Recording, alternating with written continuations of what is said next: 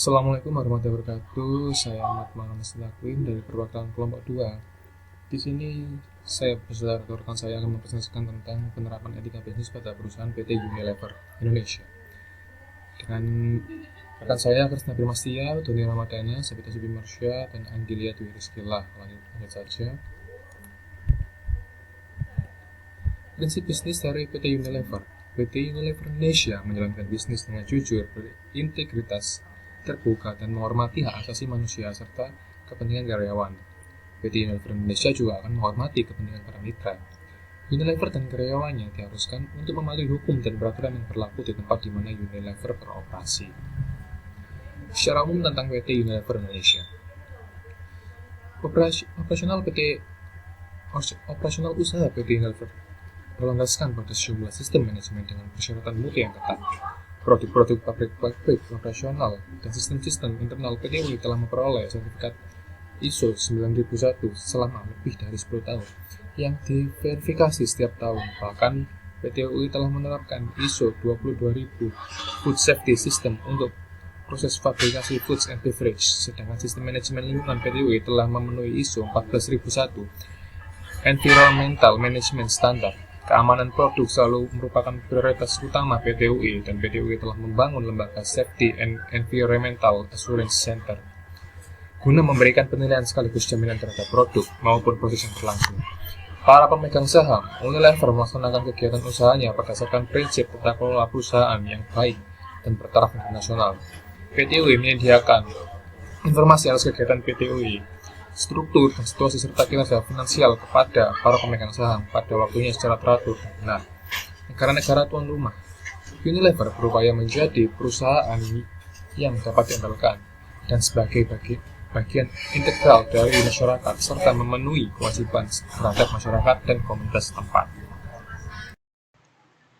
Perkenalkan, nama saya Sabita Subimarsya dengan NIM 200301145.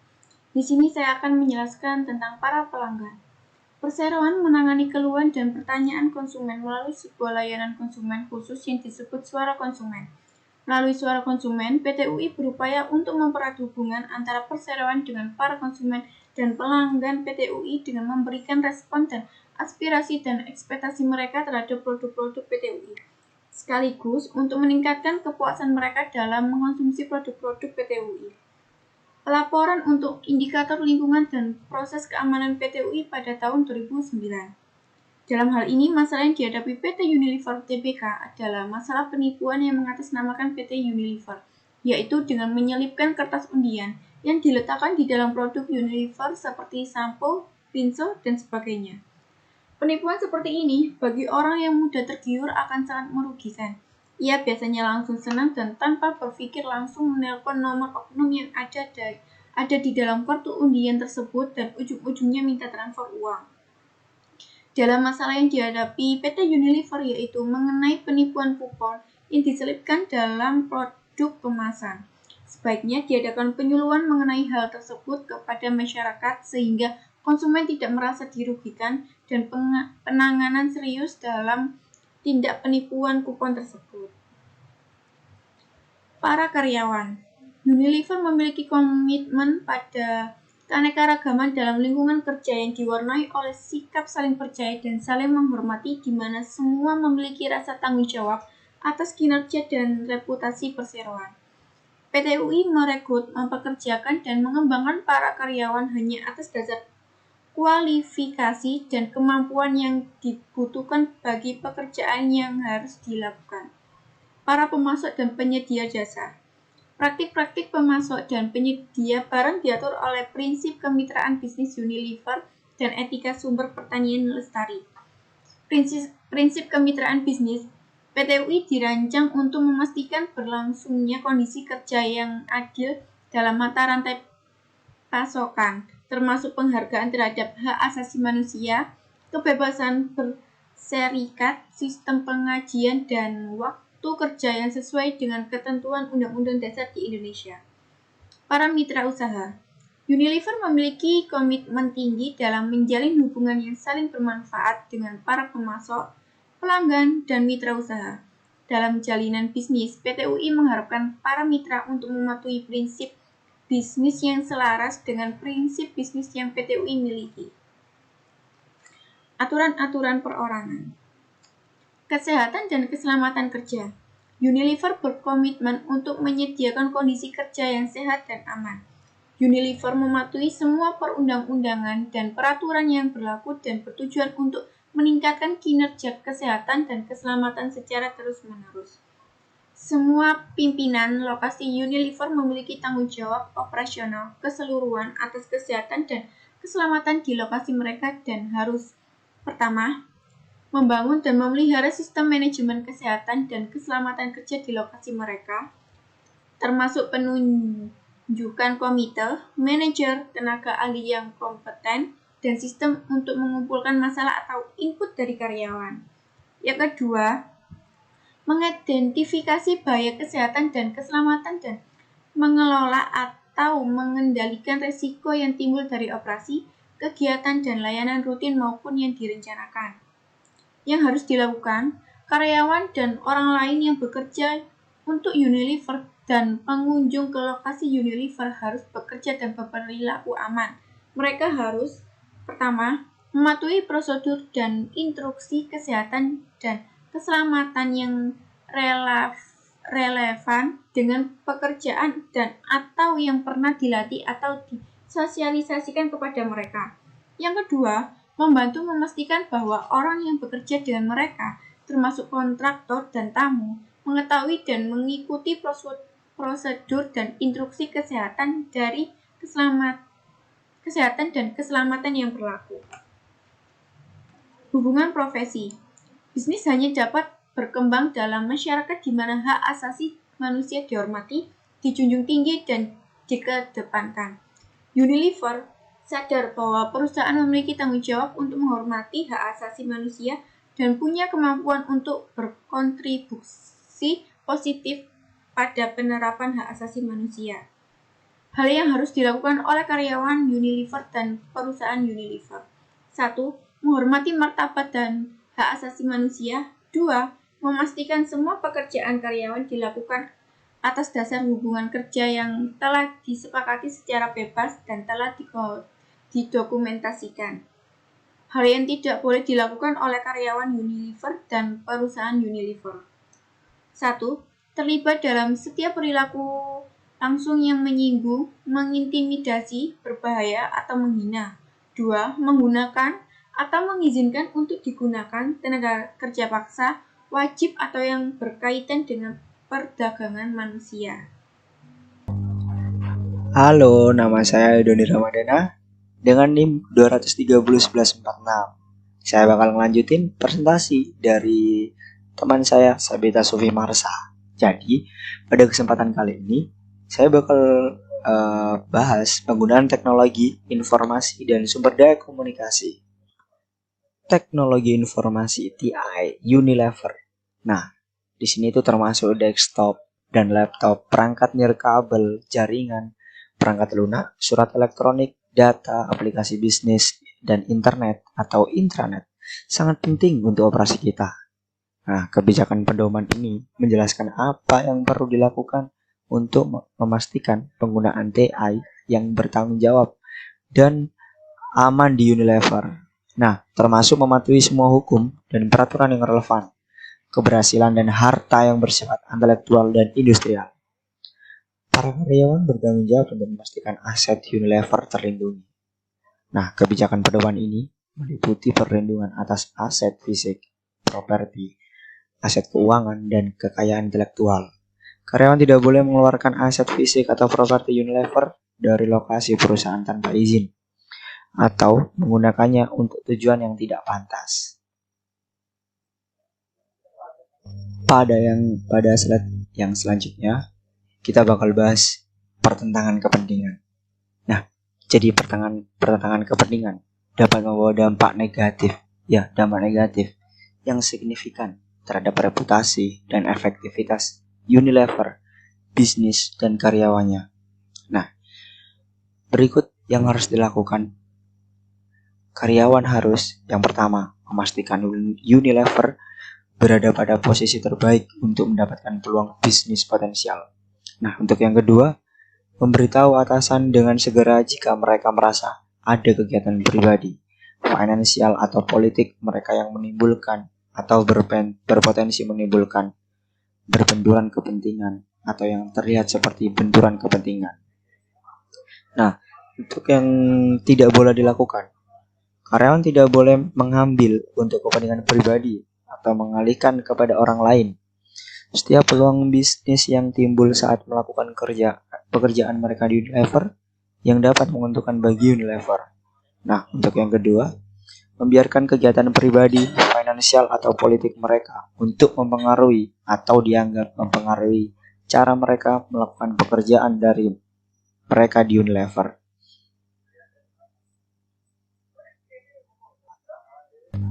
Untuk slide yang selanjutnya, kita bakal bahas komunikasi eksternal media, investor, dan analisis. Nah, komunikasi dengan komunitas investasi, termasuk pemegang saham, pialang, dan analis, dan media harus dikelola dengan hati-hati. Nah, komunikasi tersebut memiliki persyaratan hukum yang penting dan menuntut keterampilan khusus dan berpengalaman. Hanya individu dengan kewenangan dan pelatihan atau pembekalan khusus yang dapat mengkomunikasikan tentang Unilever kepada komunitas investasi atau media atau menanggapi permintaan atau pertanyaan mereka. Saya akan melanjutkan presentasi dari teman saya, Doni Ramadana. Perkenalkan, saya Krisna Primastya dengan NIM 200301142. Harus dilakukan. Karyawan yang telah menerima kewenangan untuk berkomunikasi dengan komunitas investasi atau media dari fungsi investor relation atau media relation atau anggota dewan pimpinan harus: yang pertama, mematuhi setiap kondisi yang melekat pada wewenang mereka, seperti batasan mengenai kapan dan atau dengan siapa mereka dapat berkomunikasi. Yang kedua, selalu berkonsultasi dengan divisi yang berwenang tentang setiap isi pesan sebelum mereka mengkomunikasikannya. Yang tidak boleh dilakukan, karyawan yang bukan bagian dari fungsi investor relation atau media relation atau anggota dewan pimpinan tidak boleh: yang pertama, berkomunikasi dengan komunitas investasi atau media, baik tercatat atau tidak tercatat, tanpa otorisasi dari salah satu fungsi ini dan pelatihan atau pembekalan yang tepat. Yang kedua, menanggapi pertanyaan dari masyarakat investasi atau media. Semua pertanyaan harus diserahkan ke fungsi investor, relation, atau media relation, dan seterusnya. Komite Audit PT Unilever Indonesia Tbk Persero adalah komite yang dibentuk oleh dan bertanggung jawab kepada Dewan Komisaris dalam membantu melaksanakan tugas dan fungsi Dewan Komisaris. Komposisi anggota komite: A. Anggota komite audit diangkat dan diberhentikan oleh Dewan Komisaris dan dilaporkan kepada Rapat Umum Pemegang Saham atau RUPS. Yang kedua, komite audit terdiri dari sekurang-kurangnya 1 orang komisaris independen perseroan sebagai ketua dan sekurang-kurangnya 2 orang anggota lainnya berasal dari luar perseroan. Yang ketiga, salah satu anggota komite audit yang berasal dari komisaris independen perseroan bertindak sebagai ketua komite audit. Lingkup kerja. Komite audit membantu Dewan Komisaris dalam melaksanakan fungsi pengawasan dengan memantau, meninjau, memberikan pendapat independen profesional terhadap integritas pelaporan keuangan, efektivitas manajemen risiko, sistem pengendalian internal serta kepatuhan perseroan terhadap hukum dan peraturan yang berlaku. Komite audit juga bertanggung jawab untuk memantau internal audit, mengevaluasi kualifikasi, independensi auditor eksternal, memfasilitasi dan memantau audit eksternal. Tanggung jawab khusus komite audit namun tidak terbatas pada hal-hal sebagai berikut. Yang pertama, membuat rencana kerja tahunan yang disetujui oleh Dewan Komisaris. Yang kedua, melakukan penelaahan atas informasi keuangan yang akan dikeluarkan perseroan seperti laporan keuangan, proyeksi, dan informasi keuangan lainnya. Yang ketiga, melakukan penelaahan atas ketaatan perseroan terhadap peraturan-peraturan perundang-undangan yang berhubungan dengan kegiatan perseroan, dan seterusnya. Piagam Komite Audit. Piagam Komite Audit menetapkan organisasi, keanggotaan, tanggung jawab, wewenang, dan prosedur pelaporan Komite Audit. Kode etik. Yang pertama, menanamkan GCG sebagai budaya perusahaan. 4 nilai perusahaan, yaitu integritas, rasa hormat, tanggung jawab, dan semangat kepelaporan mencerminkan komitmen kami untuk menjadikan tata kelola yang baik sebagai bagian dari budaya kami, baik pada tingkat individu maupun perusahaan. Kami mengharapkan setiap karyawan untuk menginternalisasikan nilai-nilai tersebut dan membawanya dalam setiap keputusan dan tindakan yang diambil saat bekerja. Yang kedua, pedoman-pedoman prinsip bisnis. Pedoman-pedoman prinsip bisnis dan kebijakan pedoman Unilever keduanya disebut sebagai kode etik. Mendukung kerangka tata kelola kami untuk menegaskan kebijakan dan praktik etika, nilai, dan kepatuhan perseroan. Kode etik ini menjelaskan perilaku-perilaku yang harus atau tidak boleh dilakukan, serta standar perilaku yang diharapkan dari karyawan ketika berinteraksi dengan rekan kerja, mitra bisnis, pelanggan, dan konsumen.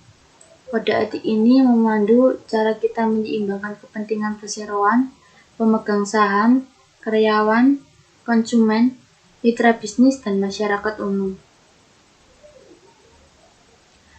Faktor penyebab perusahaan melakukan pelanggaran. Yang pertama, lemahnya kedudukan yang melindungi hak konsumen. 2. Rendahnya tanggung jawab sosial atau CSR. Corporate Social Responsibility. Yang ketiga, kurangnya pemahaman tentang prinsip etika bisnis. Yang keempat, rendahnya tingkat pendidikan, pengetahuan, serta informasi mengenai bahan dan material berbahaya. Yang kelima, pandangan yang salah dengan menjalankan bisnis. Tujuan utama bisnis adalah mencari keuntungan semata, bukan kegiatan sosial. Yang keenam, menurunkan formalis etis, moral yang berfokus pada maksud yang berkaitan dengan perilaku dan hak-hak tertentu. Yang ketujuh, kurangnya kesadaran moral utilitarian, moral yang berkaitan dengan memaksimumkan hal terbaik bagi orang sebanyak mungkin. Dan yang ke-8, undang-undang atau peraturan yang mengatur perdagangan bisnis dan ekonomi yang masih kurang. Upaya untuk mengatasi pelanggaran. Yang pertama, menegakkan budaya berani bertanggung jawab atas segala tingkah lakunya. Individu yang mempunyai kesalahan jangan bersembunyi di balik institusi. Untuk menyatakan kebenaran kadang dianggap melawan arus, tetapi sekarang harus ada keberanian baru untuk menyatakan pendapat. Yang kedua, ukuran-ukuran yang dipakai untuk mengukur kinerja, bukan berdasarkan kedekatan dengan atasan, melainkan dengan kinerja. Yang ketiga, pengelolaan sumber daya manusia harus baik. Yang keempat, visi dan misi perusahaan jelas yang mencerminkan tingkat laku organisasi. Ini adalah referensi yang kita gunakan.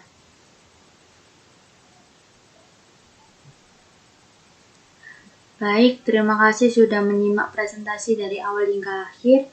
Apabila ada yang kurang jelas atau ada yang perlu ditanyakan, kita diskusikan pada waktu diskusi nanti. Terima kasih. Wassalamualaikum warahmatullahi wabarakatuh.